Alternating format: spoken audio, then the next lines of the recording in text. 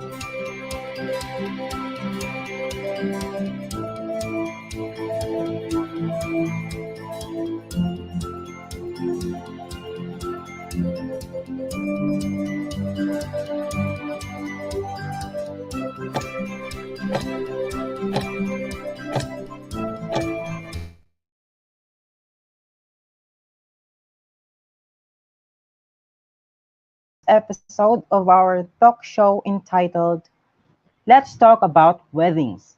Please allow me to begin by introducing myself. My name is Alfred P. Tabaki and I'll be your host for today's LTAO episode. And of course, I would like to greet everyone who visits our Facebook page and watches our YouTube channel. I hope you are all having a good time. Okay, just to see our viewers are doing, leave a comment or a heart and a wow response in the comment box below.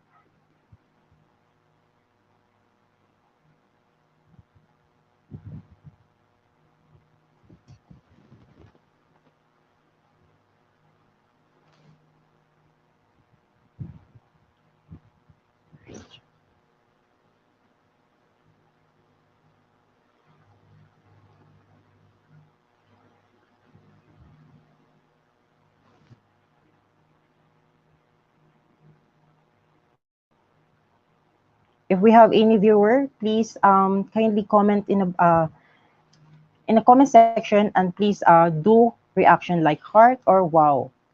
We would appreciate your effort. Thank you.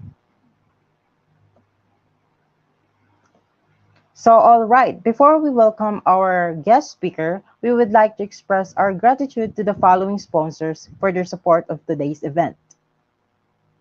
Accounting Portal Philippines, Med Results for Medical Services, Philippines Agri Expo, A Home Service, Philippine Travel Expo, Philippine Virtual Expo, Mobile Palengke, Online Pasalubong, Philippine Hotels Directory, the Real Estate Directory, Philippine Workshops, and Philippine Malls Directory. If you have any questions during the broadcast, please leave them in the comment section. There will be time set aside at the end of the event for questions and answers. So without further ado, I would like to introduce guest speaker. Our guest speaker for for this afternoon is an event host. If you are curious, let me tell you that she is a senior host and a proud member of Wedding Suppliers Association of the Philippines Incorporation. Let us all welcome Miss Abby Rose Alcantara. Let's give her a Ha- virtual round of applause.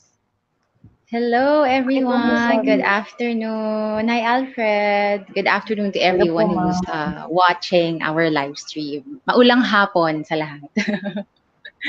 It's a pleasure to meet you, Miss Abby. Likewise, Alfred. Um, I would just like to know that you're so pretty po, ma'am. Nako, maraming salamat. You too, you look fresh. Sana all fresh, Alfred. Thank you po.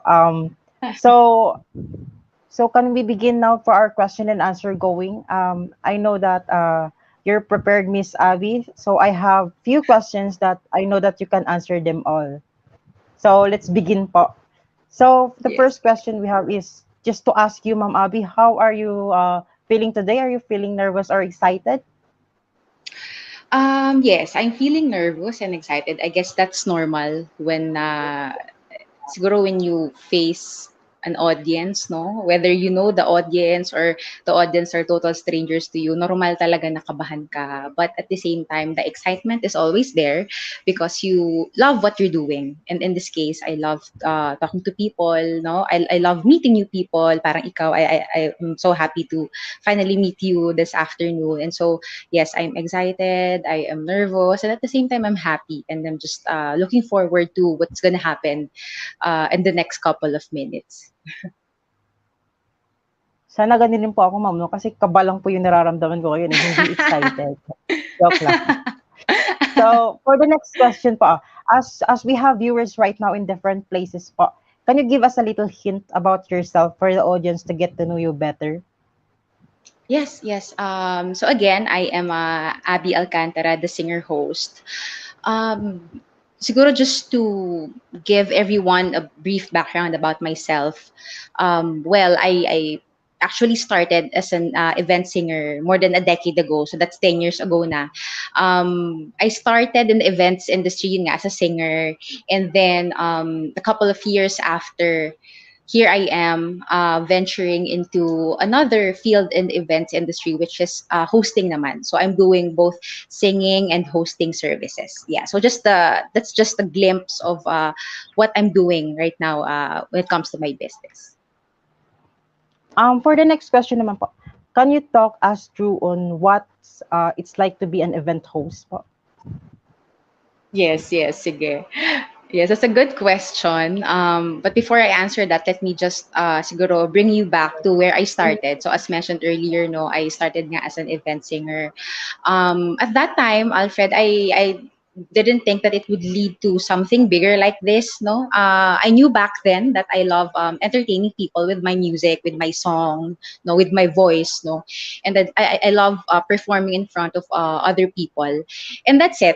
No, and little did I know, people started to invite me to sing on their special occasions. Of course, yung mga unang kliyente ko, yung mga kapamilya ko, my friends, my family members, my relatives, no, friends of friends, workmates, uh, until it came to a point na yung kumukuha sa akin were total strangers, no, they're not in any way related to me, and that's when I thought, why not make it official, no, why not just be a full time or at least a true blood wedding or event singer. So I just went on and accepted bookings, event bookings, one after the other. And as years went by, no, I strive so much to improve my singing skills, no, not just to earn money, Alfred, but to also give a better performance to my clients, no. So my singing career, dun ako nag-start. It was at that time it was going smoothly, and I thought maybe that's it. That's already the career that I'm going to take for the next years to come, no. But then there was a point wherein my clients, no, they would always ask me if I can also host their events, no. And at that time, parang sabi ko, "Naku, singer lang ako, kumakanta lang naman ako." So parang at that time hindi pa pumapasok sa isip ko na mag-host din ako, no, until this one client, no, she was really assertive, if I may just use that word, no, maybe for the lack of better term. She was really assertive, no matter how hard I declined to not to host her event, no, she just said na sige, okay lang yan, kahit hindi ka magaling, basta mairaos lang yung event ko, basta gusto ko may host ako at ikaw na rin yung kakanta. And I was just caught off guard at that time. So wala kang nagawa, Alfred. I just said yes. Sige po, I'll be singing and hosting your event. And on the day of the event, no, I was actually really nervous. That was my first ever hosting event. It was a birthday party. And medyo malaki, no. Ano siya, I guess more than 100 attendees, no. And I was very nervous, of course, and I expected that the program would actually um, I don't know, it won't work very well. Iniisip ko, but then the program ended smoothly. No, it was better than what I have expected at that time. And then after the event, the client actually gave positive feedback. No, and even the guests. No, I receive a lot of positive feedback after the event, and that's the time, Alfred, when I thought that I love hosting as well. I love hosting as much as I love singing, because at the end of the day, hosting and singing are somehow related, because of course I am entertaining people, no, still using my voice. Pero syempre, pag hosting, hindi na nga lang ako kumakanta. Nagsasalita na lang ako. I'm just entertaining people, yun nga, using my voice. And that's when I decided that was actually 4 years ago. No, just to share with everyone, I started hosting 4 years ago. That's when I have decided to again make it official, and that's how Abby Alcantara, the singer host, was created, was born. No, it was 4 years ago, and up to date, no, I'm I'm not actually a full-time singer host, no, but because I'm a full-time employee, but this is really my passion. And when something is something that you're doing is your passion, you'd actually do everything to make things work. Kahit na busy ka, paglalaanan mo talaga siya ng oras. And that's my case right now. So pinaglalaanan ng oras para sa passion, para sa gusto natin. So yeah, that's how it was a long story definitely, but that's how Abby Alcantara, the singer host, was created. Just to give everyone a brief background. Did I answer your question? Sorry, ang dami ko ng kwento, Alfred. Ang ganda po ng sagot niyo, ma'am. Very, discovered lang yung lahat. So moving on po, how many weddings have you attended so far this year po? This year, well, siguro not more than 10 because as mentioned, I'm just a part-time singer host, so it's just less than 10. But I still have a couple of bookings until the end of the year. No, meron na tayo until December, but there's still available slots pa naman for those who want to get me as either their singer or their host or both, no, or both of my services. There's still a couple of available slots pa. Yeah. So we have this question po na, to be professional wedding event host, does this require training? So natutunan mo lang po ba yun for your own through watching, or if yes, what are some of the training that you have attended po? Well, to first answer your question, if it's important to have a training, I would definitely recommend that, to those who want to start their hosting career.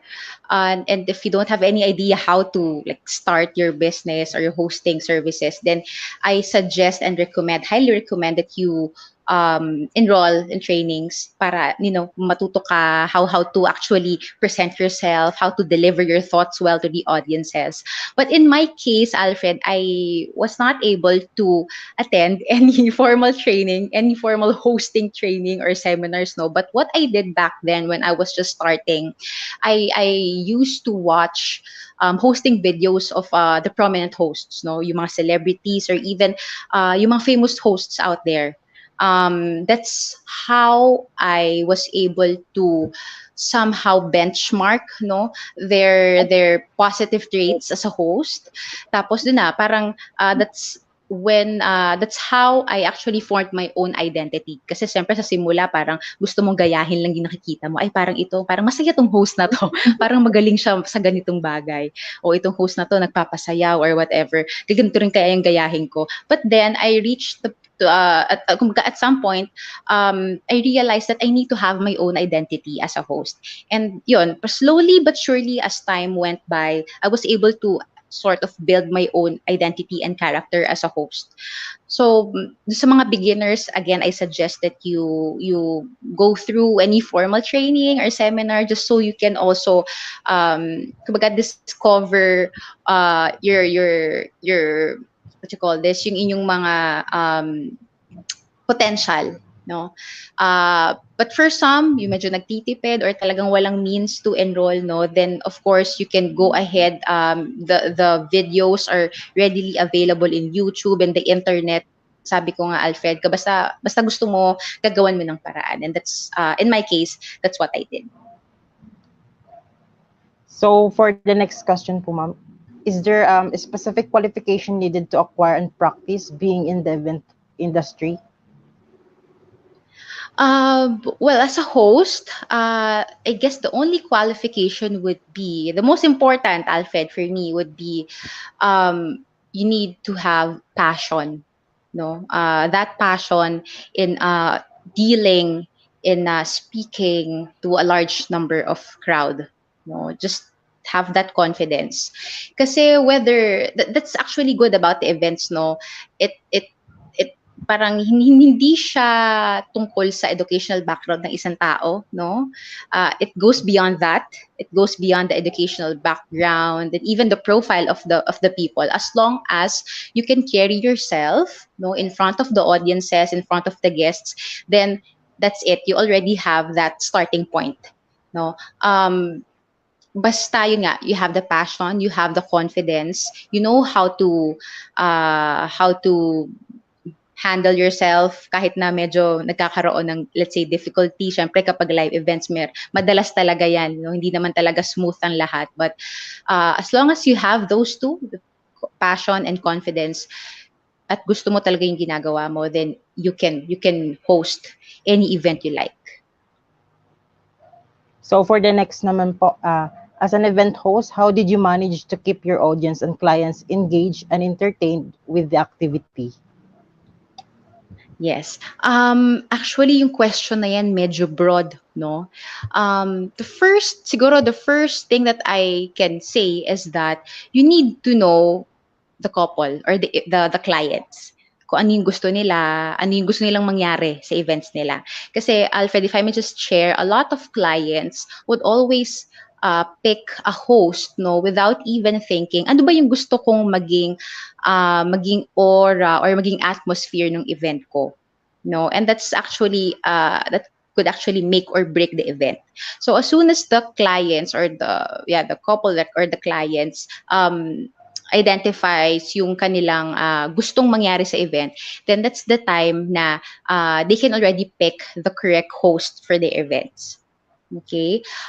In my case, I talk to the clients. Actually, sa first meeting pa lang namin, sinasabi ko na, how do you visualize your event? Do you want your event to be like super formal? Kasi may mga ganong clients, Alfred, na merong mga nagsasabi na, oh no, we just want to keep it formal and simple, ganyan. Meron namang iba na, sige, itodo mo to the highest level lang yung energy, Abby. Gusto namin yung masaya kasi yung mga audiences or yung mga guests namin masaya rin sila. So, depende talaga. Tatanungin mo muna as a host, no? You need to have that alignment with your client just so you know what to expect from each other. And the clients would also know what to expect from you on the day of the event. At least alam nila na, so itong host ko, energetic siya sa araw na ito. So, kailangan talaga alam nyo kung ano yung alam ng host and alam ng client kung ano yung ina-expect ninyo sa isa't isa. Kapag na-set nyo na yung expectations na, for example, si client gusto niya, okay, gusto ko happy-happy lang, ayoko na masyadong formal, I just wanted to be just happy all throughout the program. That's the time that I will craft the program flow as well as, syempre may mga games tayo, no, just to set the mood and to sort of uplift the energy of the crowd, no. That's when I start to craft the program flow as well, the events and other segments that I can also insert in the program just to make it a little bit more personalized for each of the clients. So yun, ang summary ng sagot ko to your question is it's always important to have that expectation setting with the client para alam nila kung ano yung gagawin mo on the event. So for the next question we have po, being an event host over the years, how did you manage your time organizing or hosting an event and with your personal life as well? Yeah, that's a good question. So I have mentioned earlier, Alfred, that I'm actually just a part-time singer host. No? Most of the time, I'm actually busy with work because I'm an HR by profession. And being an HR actually medyo time-consuming. Hindi lang medyo, talagang time-consuming siya. 5 days a week ako nagtatrabaho. But ulitin ko lang yung sinabi ko kanina, you need to really set aside a specific time para doon sa passion mo. And that's, in my case, that would be yun nga, singing or hosting. Usually, talagang nag-squeeze ako, no, kahit na may pasok ako ng weekdays, nag-squeeze ako ng oras. Usually at the end of my work shift, no, that's the time when I actually organize the program. I send all the documents, all collaterals to the client, no, yung mga, let's say, yung contract namin and all. That's the time that I also send yung mga, let's say, the needed information from the clients. So I usually do it at the end of my work shift plus the 2 weekends, itong Saturdays and Sunday. Yun, medyo mahirap, but yeah, it's just a matter of prioritizing the urgent ones, the important ones, no? And yun nga, just doing your best to prioritize kung ano yung mga events na mauuna talaga. Yun. I can say po, Miss Abby, na you're very good at multitasking talaga po. medyo. And next question po is, event organizing and hosting is seen as one of the most stressful jobs in the industry. If we may ask you, how did you manage pressure and stress po? Pressure and stress. Siguro in my case, the advantage would be prior being a host, I was already a singer. So yung pressure talaga and performing in front of live audience, parang na-immune na ako doon, no? But every event is different from the other kasi. So iba't ibang scenario, iba't ibang situation. Um, First, you really need to get hold of yourself kahit na deep inside nagpapanik ka na talaga. Minsan sabihin mo lang sa mga audiences na, okay, just sit back, relax, and just enjoy, ganyan-ganyan. But deep inside nagpapanik ka na parang, hala, matatapos ba to on time? Para maaayos ba yung technical difficulty or yung issue backstage, yung mga ganon, no? But you really need to, yun nga, to project as if everything's gonna be okay because you will just trust, of course, your co-suppliers to do to do what they're good at, no? So, dun talaga rin pumapasok, Alfred, yung relationship between the suppliers. Kasi yung pressure na yun, yung kaba na yun, that will, kumbaga, you will be at ease and you will work smoothly if you trust your co-suppliers na kahit na merong mga difficulties backstage, merong mga kulang, no, you trust that your co-suppliers will never let you down at the end of the day. So yun, kailangan talaga una, you have to believe in yourself, no? Second, just always look at the program, stick to the program. Then the third one, trust your co-suppliers para mawala yung mga hesitation siguro that are causing you to be nervous. Yun.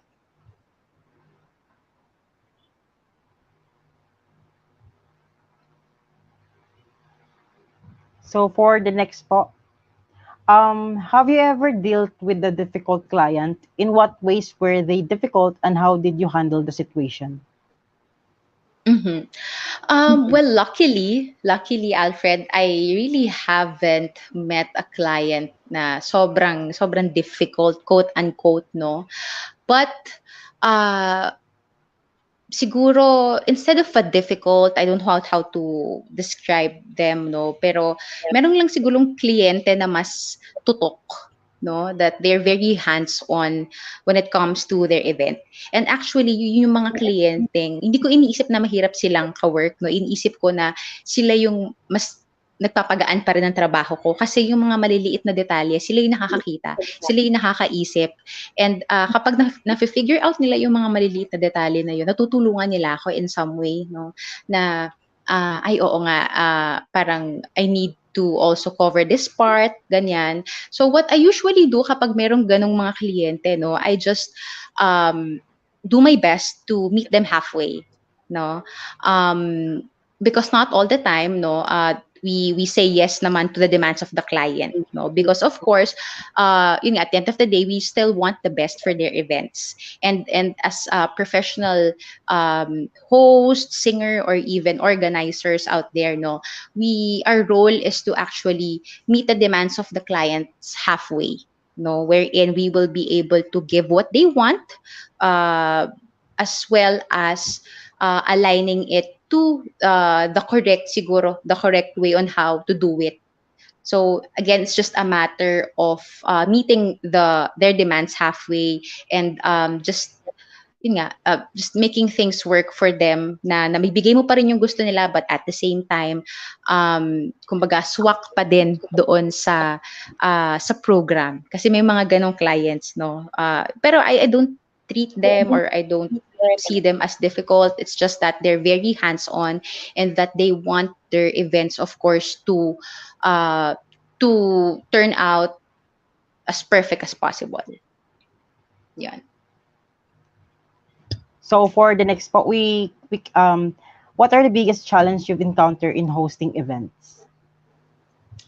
Well, definitely it's going to be the the technical difficulties, no? If I may just share, meron ako naging isang event na at the middle of the program, nag-brown out bigla. So, as a host, so I had to, of course, uh, assure the guests that we will resume soon, no? And that everything will be fixed in a couple of minutes. So, yun yung medyo naging mahirap. Mahirap talaga kalaban yung mga technical difficulties. Yung joke na sinasabi nila na kapag live talaga, no?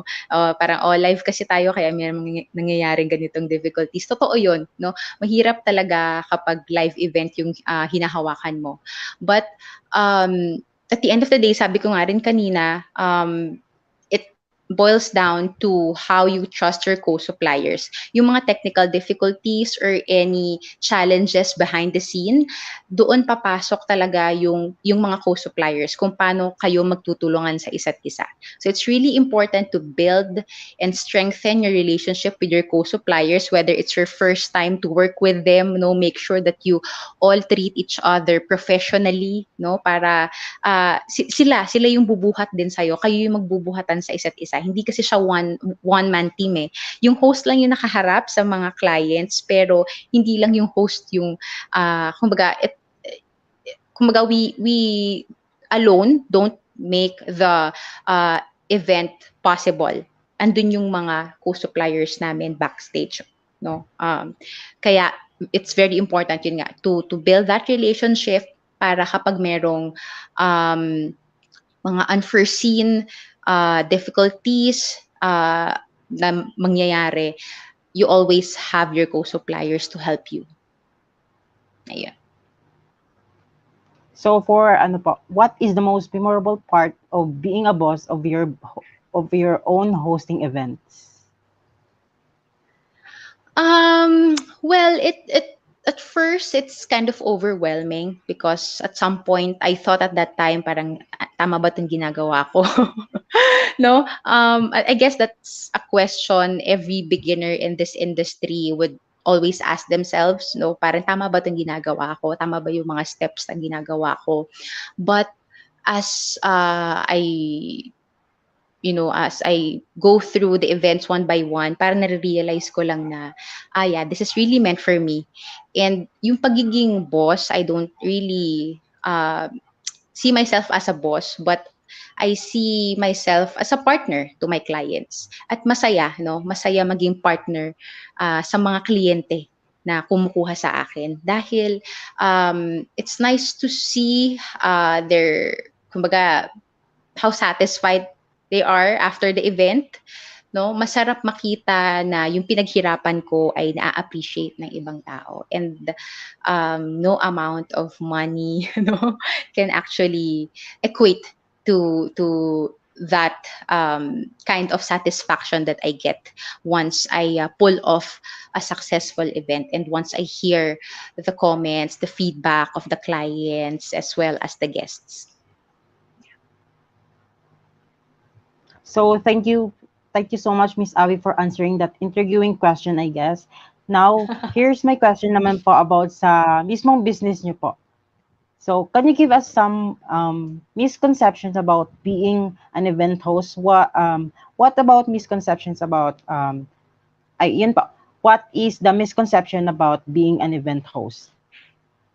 Yes, that's a difficult question. But one thing that I can think of right now is the clients think that all hosts are the same, which is wrong. No, bawat host, syempre meron kaming kanya-kanyang forte, may specialization kami. At sa na-mention ko nga kanina, no, hindi lahat ng host ay, let's say, pang-formal event or pang-corporate event. At hindi porket magaling ka sa corporate event ay magaling ka na rin sa ibang klase ng event. So tingin ko yun yung isa sa misconception ng mga clients sa aming mga host, na parang we are jack of all trades, which is hindi ko naman sinasabing wrong, but it's not as accurate as they think it is. Yun nga, merong magaling sa isang bagay na to, pero hindi siya ganun ka-effective when that particular host, no, handles this kind of event. Like in my case, no, yung audience ko, I prefer, or the program, no, I prefer it to be very light, no, less, not naman not too formal. Of course, andun pa rin naman yung formality when it comes to some segments of the program. But I just want it to be light, no. But other clients, they think that all hosts can do that, which is wrong. Meron kasi talagang, yun nga, sabi ko nga, meron talagang mga hosts na ito yung komportable silang gawin. No, para sa singer, akala nila lahat ng singers kayang kumanta ng lahat ng kanta. But what they don't know is, of course, we have our own forte. Merong ibang pop ang gusto, may ibang magaling sila sa R&B, they can't sing rock, and so on and so forth. That also applies to the hosts. So, merong iba na, yun nga, medyo chill lang, laid back yung hosting style. Merong iba na very formal yung hosting style. And that's something that the clients would have to understand in choosing the perfect host for their event. So yun, tingin ko yun yung pinaka uh, or isa sa mga misconceptions na meron yung tao sa mga host, na parang we can do all types of all types of event. Kung meron mang ganon, then lucky for them, but I can assure you hindi lahat ng host ay kaya yung ganon. We all have our own specializations. What about misconception about event and industry? Event industry misconceptions. Siguro it would be yung event industry ay parang ito kasi naririnig ko before, no, parang ang event industry ay puro pera lang, no. Parang some of the suppliers daw are not really after giving the best services to their clients. Parang they're just after the money, no, which is I don't think that's correct, no. That's siguro never ko pang na-experience yun, yung nakamit ng supplier na after lang sa money, after lang sa pera ng kliyente.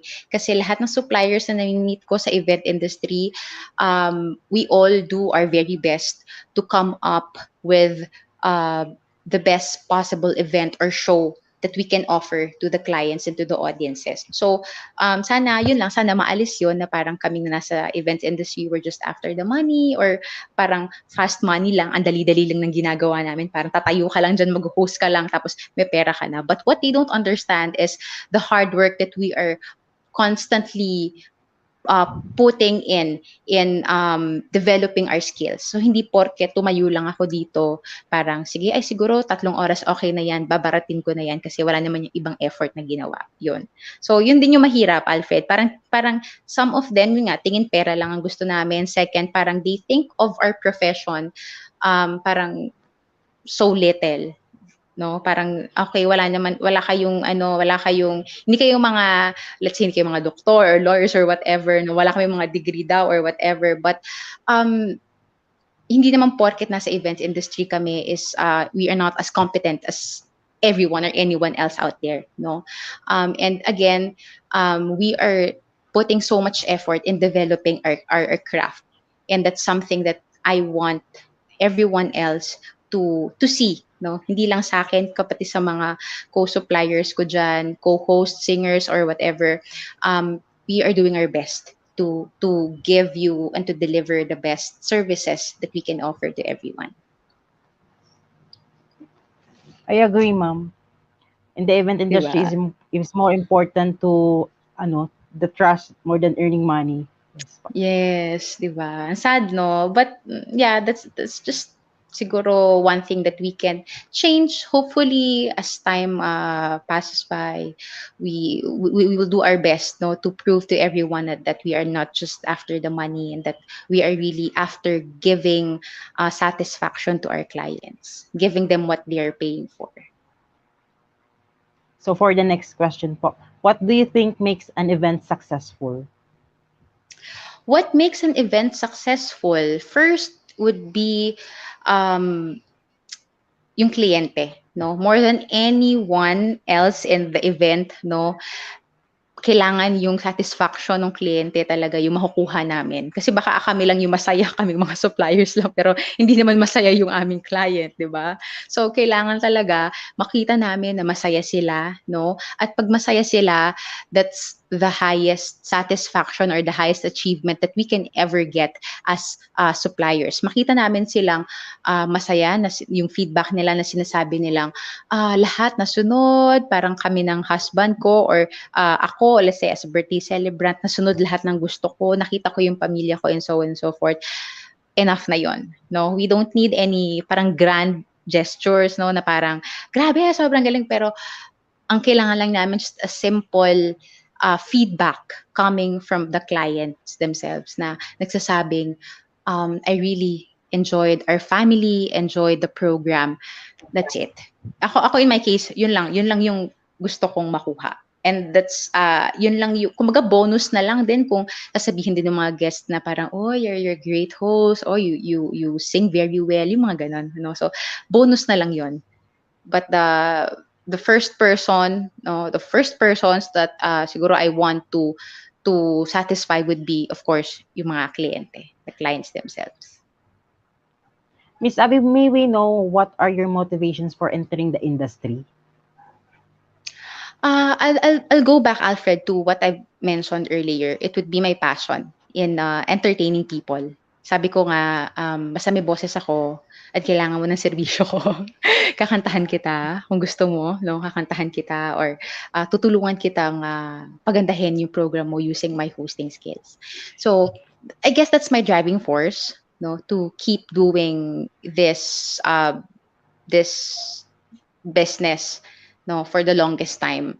Kasi to be honest, yun nga, sabi ko, full-time employee ako. So, kung sakasakali, kung pera lang isipin ko, hindi ko naman kailangan nung pera makukuha ko dito sa hosting or singing, bookings ko, no. But, I'm doing this not just for the money, but I'm doing this because this is my passion. And this is what I love to do. And this is what I'm going to do. I can really see myself doing this hosting and singing stuff for the next decades to come. So yun, that's my driving force, my passion and my love for the craft for singing and hosting. So, so as you can see, Miss Abby, as a result of the pandemic, several businesses are struggling, including the industry you are in, since mass Yes. gathering is prohibited. So, my question is, how do you see this pandemic as an opportunity to grow your career and business? Yes, actually, at some point, especially when the what you call this, yung lockdown was sort of lifted last year. Ang dami ko naging bookings. Bakit? Kasi the clients were actually cutting down their expenses. Una, nagtitipid nga din, no? And second, medyo naging strict kasi onti lang yung kinakailangang mga guests sa venue, 'di ba? Parang at some point naging 30% lang dapat yung guests, no? And at that time, ang daming kumukuha sa akin kasi gusto nila yung all-in-one na, yung ikaw na yung singer, ikaw na yung host. So para hindi na sila makikipag-deal sa iba't ibang mga suppliers, plus hindi nila kinakailangan magdagdag pa ng madaming headcount. So doon ko naisip na parang oo nga, no, this is a good opportunity to promote my business na you don't need to get a lot of people just to make your event successful. Just need one competent supplier.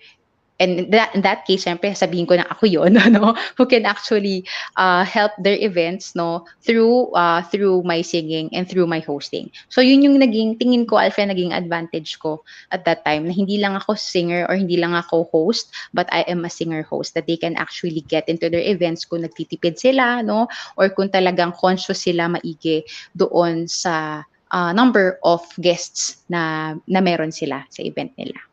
So yun, medyo yun yung naging advantage ko, tingin ko. I also want to ask how you cope up with the stress that the pandemic had brought with it because of how businesses are hard that time. Mm-mm. Actually, the pandemic, how to put this into words, siguro I wasn't that affected kasi nga sabi ko meron akong full-time work, no, so yung income ko regular talaga siya, but somehow I was indirectly affected by what my co-suppliers were experiencing at that time kasi nakikita ko nga na parang most of them are really struggling to make their businesses work, no, to the point that some have decided to close down permanently, 'di ba? Yun yung mga nakakalungkot talaga. Um, but then, yun yung maganda sa ating mga Pilipino, we are very resilient, no? We're very resilient and yung mga co-suppliers ko nakikita ko nagtutulong-tulong sila to help each other's businesses. Yun yung maganda sa atin, no? Hindi lang tayo nag-iiwanan basta sa ere, especially yung mga nasa events industry, hindi nag-iiwanan sa ere, no? Talagang nagtutulungan bawat isa para lang makasurvive lahat, no? So I didn't experience siguro yung masyadong downfall when it comes financially, yun nga. But the sabi nga ni Catriona, the silver lining is that we are able to see how the people in the events industry strive to help one another in the midst of the crisis. Yun. Kumbaga, wala na yung competition set aside na yun Basta the goal lang is to pull each other up para makabangon. Yeah. Miss Abby, since you are a singer host, I also wanted to ask what is your most favorite song to sing and what was the most memorable song that you had sung during an event? Actually, Alfred, every song that I sing is actually a memorable one. Um, pero mostly, siguro more on love songs talaga yung gusto kong kinakanta. Lalong-lalo na sa bridal march, no? Minsan parang ako pa nga yung mauunang umiyak dun sa dun sa bride, dun sa family ng bride kasi gano'n ko siya sinasapuso, Alfred, 'pag kumakanta ako feeling ko ako yung bride. Kasi gusto ko mabigyan ng hustisya yung bridal march ng isang, ng bride, 'no. So, no specific song, but in general, I just put my heart into whatever song I am singing because that's how I give justice to the song. And that's how I want to siguro sort of kumbaga bigyan ng yun nga hustisya yung kanta at syempre yung kliyente na naglalakad kasi para sa mga babae no yung bridal march talaga yung isa sa mga pinakamahalagang part ng kanilang wedding. So gusto ko no again no particular song basta gusto ng client, I would sing that song with all of my heart. So for the next were there any circumstances that happened during your job that you felt it was going to fail? How do you solve it? I'd be honest, no, siguro I'd be hypocrite if I would say na never ko pa na-experience yun na parang hindi, perfect lahat, wala, smooth lahat, no. So, walang gano'n, no, wala namang gano'n. Um, meron, merong mga events talaga na parang naisip mo na, "Naku, parang mukhang magfa-fail somehow or medyo bababa yung energy level natin dito given this circumstance, no? But that's when no the siguro the experience or the skills of the host would come in.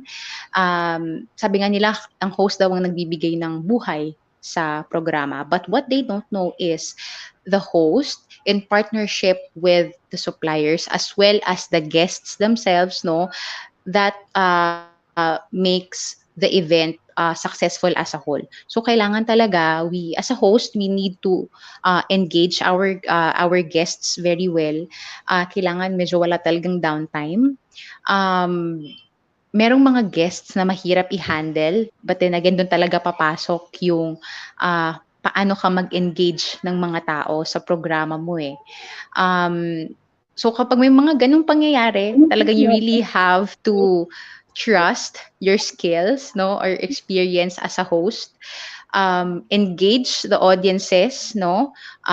Think of new ways. Kaya dapat talaga meron kang mga backup plans hindi lang dapat nakadepende sa program na naka-fix, no, dapat talaga ready ka, may backup ka agad na in case na merong mangyari ngang ganyan, yung mga unforeseen events or merong mga downtime, meron ka agad maipapasok. So, kailangan prepared ka talaga.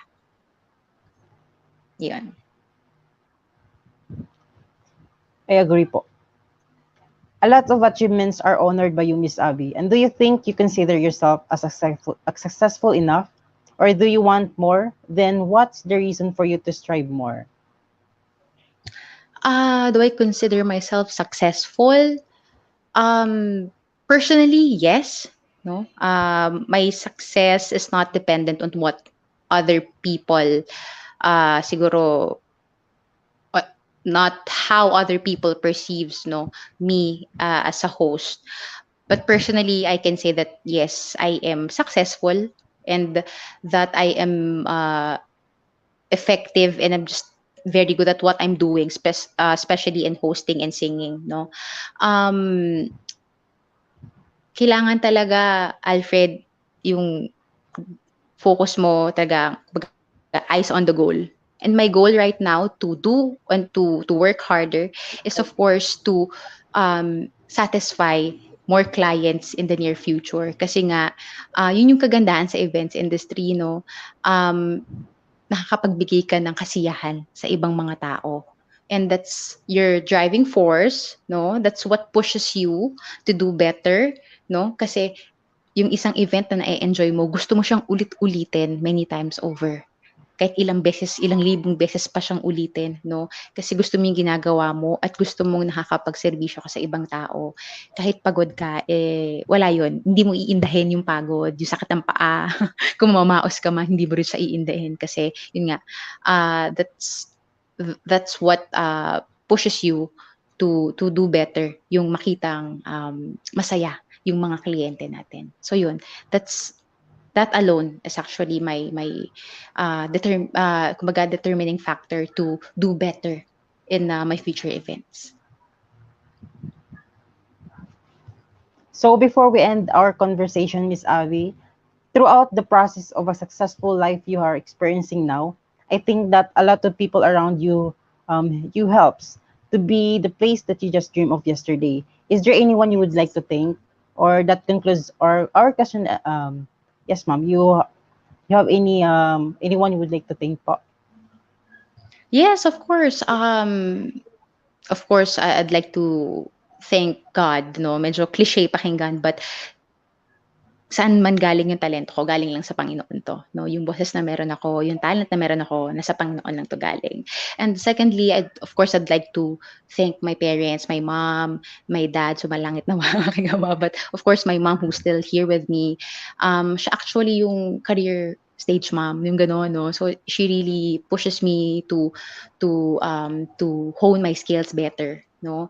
At silang dalawa ng daddy ko yung mga unang taong naniwala sa skills ko when no one else believed in me at that time, no, when I started years ago. And of course my family members, no, who trusted me kahit na wala pa akong experience noon, no, sila talaga yung mga naging unang kliyente ko. Sabi ko nga kanina, nagsimula ako sa family events lang, yung kasal ng pinsan, birthday ng pinsan, hangga't sa na-refer na ako ng na-refer.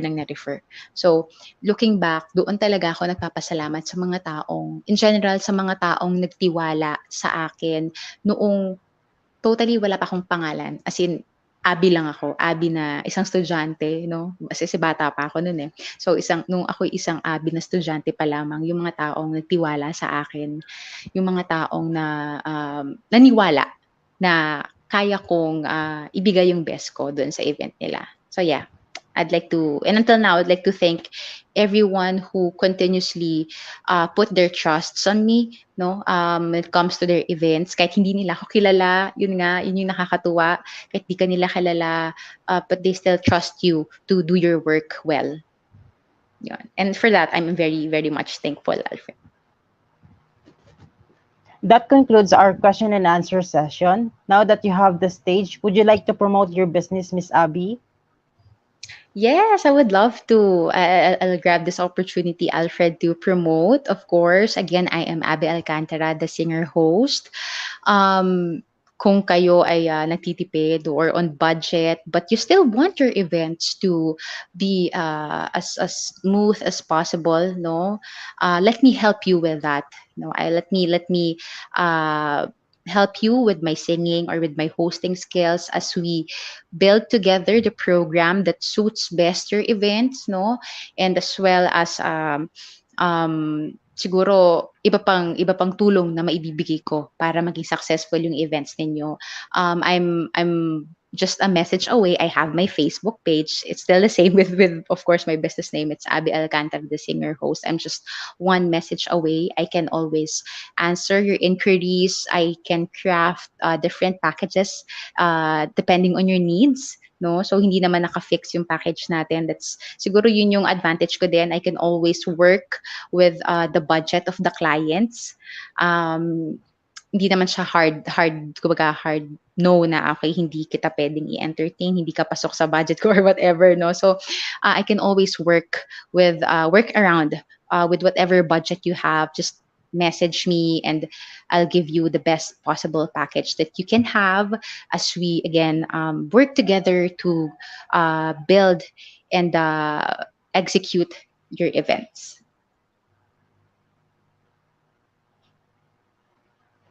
Thank you very much, Miss Abby, for sharing some of your valuable time with us today and providing us with wonderful stories, tips, and inspiring insights. I hope lahat ng Thank nakikinig at you. nanonood ay napulot na aral dahil sa siksik, liglig at umaapaw na learnings ang episode natin today. But we're not finished yet. Let's just take a commercial break for the moment.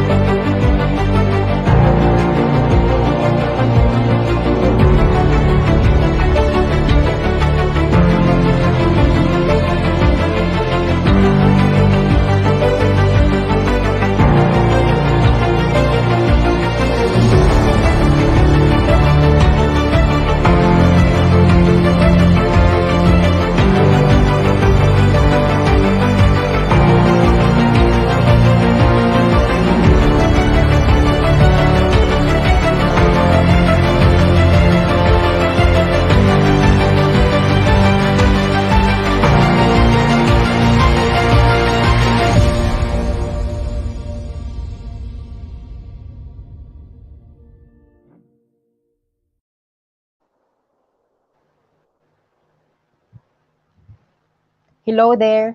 I hope our audience were able to take notes and more importantly, learn from today's speaker.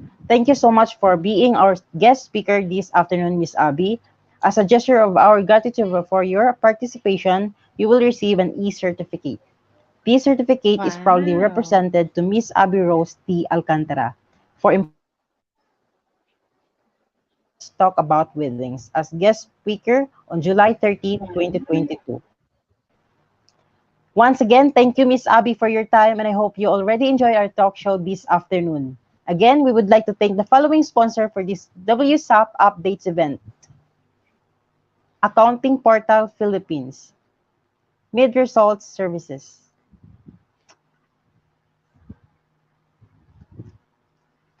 Philippine Agri Expo, Pa-Home Service, Philippine Travel Expo, Philippine Virtual Expo, Mobile Palengke, Online Pasalubong, Philippine Hotels Directory, the Real Estate Directory, Philippine Workshops, and Philippine Malls Directory. Thank you for supporting our event. Before we end this afternoon, the WSAP would like to promote the upcoming events: Bacolod Wedding Expo, City Mall Mandalagan, July 22 to 24. Tarlac Wedding Expo, City Mall Tarlac, July 29 to July 30. Cebu Wedding Expo, City Mall Bacalzo, September 9 to September 11. Bulacan Wedding Expo, City Mall Bukawe, September 23 to 25. Pampanga Wedding Expo, October 7 to October 9. Zamboanga Wedding Expo, October 8 to October 9. And introducing the new segment of WSAP, the WSAP Master Class. We will teach you as you learn, and you will learn as you teach. It will provide any aspiring Filipino to the opportunity to learn about the various aspects of the wedding industry. This portion will allow them to watch and learn from the pros' advice. We would like also to promote the Wedding Suppliers Association of the Philippines Incorporated membership. Be a proud member. If you're still not a member, what are you waiting for? Visit our main Facebook page and direct message us for your inquiries. Thank you for attending today's LTAO episode, and especially to our guest speaker, Miss Abby Rose T. Alcantara. Once again, I am Alfred P. Tabaque, now signing off. On behalf of WSAP, thank you for your time and consideration. Stay safe and have a wonderful day, everyone.